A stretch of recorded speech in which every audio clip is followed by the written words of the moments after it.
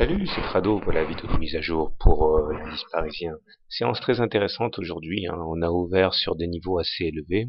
Là, à la limite de la fourchette d'Androse marron. Cette fourchette d'Androse marron a été traversée en séance, mais malheureusement pour les haussiers, eh bien on a réintégré les rangs. On a terminé bien en dessous du niveau d'ouverture, d'où la bougie rouge, et puis surtout bien à l'intérieur de la fourchette d'Androse marron. Autrement dit, c'est clairement l'influence baissière de cette fourchette d'Androse marron qui s'est imposée. Et on termine en dessous de la moyenne mobile à 20 séances.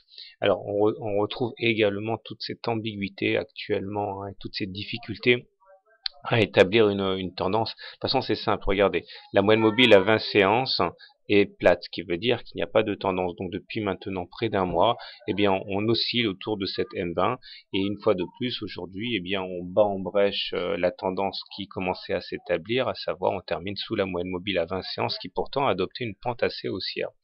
Les indicateurs techniques sont inquiétants, puisque le MACD nous gratifie d'un non-croisement de signal, c'est-à-dire qu'il faisait mine de monter vers son signal et puis il a tendance à rebiquer maintenant vers le bas. Dans un contexte où le momentum est négatif, j'aurais tendance à privilégier pour demain une séance de baisse.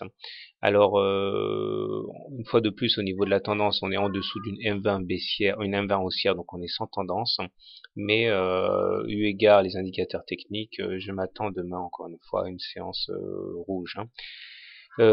Sinon, à terme, eh bien, si on devait rentrer dans les rangs et rester à l'intérieur de la fourchette d'Androse marron, tant qu'on ne clôture pas significativement au-dessus de cette fourchette d'Androse marron, eh bien, l'objectif serait de rallier la médiane, qui est sur des niveaux quand même assez faibles, puisque ça voudrait dire s'effondrer. Il n'y a pas d'autre terme pour aller chercher les 2700.